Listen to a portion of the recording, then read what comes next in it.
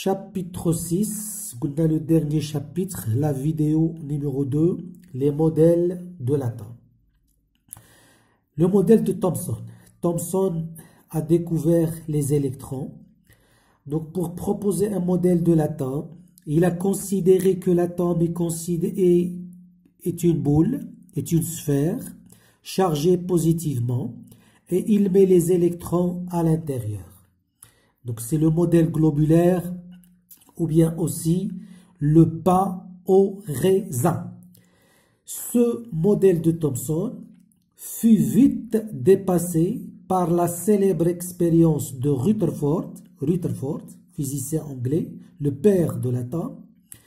Donc cette expérience a montré que le modèle de Thomson est faux. Donc on l'a remplacé par le modèle de Rutherford qui va considérer que les électrons tournent autour du noyau comme font les planètes autour du Soleil. C'est pourquoi on l'appelle le modèle planétaire. Donc غادي يشبه النواة بالشمس والإلكترونات بالكواكب. Donc le noyau occupe le centre et les électrons qui tournent autour du noyau comme font les planètes autour du Soleil. Mais ce modèle se trouve incapable. Le point essentiel du chapitre, ce modèle de Rutherford, c'est-à-dire la mécanique classique, est incapable d'expliquer plusieurs expériences connues à l'époque. مجموعة ديال التجارب دارت ذاك الوقت ما قدرش يشرحها هذا le modèle de Rutherford. Parmi les expériences, parmi les observations expérimentales, le volume de l'atome est constant. Le volume de l'atome est constant. يعني إلا خدينا le volume par exemple de l'atome d'hydrogène, chaque atome d'hydrogène a un volume constant. C'est le même volume. في هذا l'atome وفي هذا l'atome وفي هذا l'atome. Mais si on applique le modèle de Rutherford, alors le modèle de Rutherford, عندكم هنا le noyau, هنا l'électron. Alors si l'électron, ou bien on a vu dans le chapitre des satellites, si vous avez ici la Terre ici, je peux mettre un satellite ici, et je peux le mettre ici, et je peux le mettre ici. Donc si je considère, je mets le satellite ici, le volume, entre parenthèses, de l'atome radical. Si je le mets ici, donc le volume va changer, il va augmenter. Si je le mets ici, le volume va augmenter. Donc à partir du modèle de Rutherford, le volume de l'atome peut prendre n'importe quelle valeur, ce qui contredit l'expérience. Deuxième problème, l'effet photoélectrique. المفعول الكهربائي. وشنو هو هذا l'effet photoélectrique?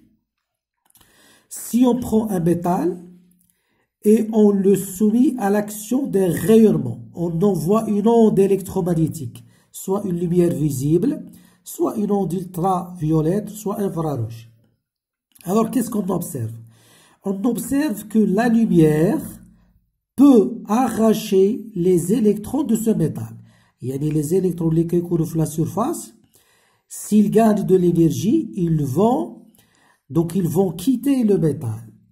Mais l'observation montre que l'onde électromagnétique ne peut arracher les électrons que si la fréquence de cette onde est supérieure à une fréquence seuil. La fréquence seuil. يعني كان تاخد واحد لو ميتال مثلا le zinc. L'onde électromagnétique ne peut arracher ses électrons que si sa fréquence est supérieure à une certaine fréquence seuil. Chaque métal est caractérisé par sa fréquence seuil propre. يعني الحديد عنده une certaine fréquence, le zinc la même chose, le cuivre la même chose. La mécanique de Newton ne permet pas d'expliquer ce phénomène. علاش quand la fréquence est inférieure à Fs, donc on ne peut pas arracher les électrons, et quand la fréquence est supérieure à Fs, on peut arracher les électrons. Troisième point de l'insuffisance du modèle de Rutherford, donc de la mécanique classique, la discontinuité du spectre d'émission et d'absorption d'un atome. هذه خصنا نشرحوها شي شوية. Alors, parlons du spectre d'émission. كناخدو هنا واحد لا سورس دو لوميير. بون غادي نرجعو لها هنا. هذا ان diaphragme, une lentille convergente, un prisme et un écran. Si je prends ici l'hydrogène excité, donc on porte l'hydrogène à une température très élevée. Alors, mais quand la température est très élevée, il va émettre de la lumière. غادي يعطيني الضوء. هذاك الضوء غادي يفوت في هذا لو دياغرام، في هذا لو diaphragme. Il passe à travers une lentille convergente et puis il passe à travers le prisme et il va se réfracter et il va se disperser par le prisme. Alors, la lumière, le spectre qu'on va obtenir, c'est un spectre discontinu. يعني الضوء الأبيض، la lumière blanche، كنعرفوا باللي فيها le rouge، فيها l'orange، فيها le jaune، فيها le vert، فيها le bleu indigo، le violet. C'est un spectre continu. بالنسبة للهيدروجين لا، كنلاحظوا غير واحد الخط أحمر هنا، ومن بعد كحولية، من بعد un trait bleu indigo et un trait violet. كيتسمى un spectre discontinu. Alors هنا la mécanique classique est incapable d'expliquer ce phénomène. Pourquoi la lumière blanche donne un spectre continu et pourquoi l'hydrogène ou bien les autres atomes donnent des spectres discontinus. Spectre d'absorption.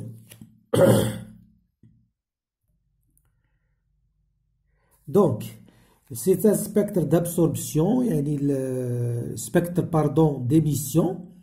Donc l'hydrogène, par exemple, émet de la lumière, mais cette lumière est discontinue. Maintenant, le spectre d'absorption.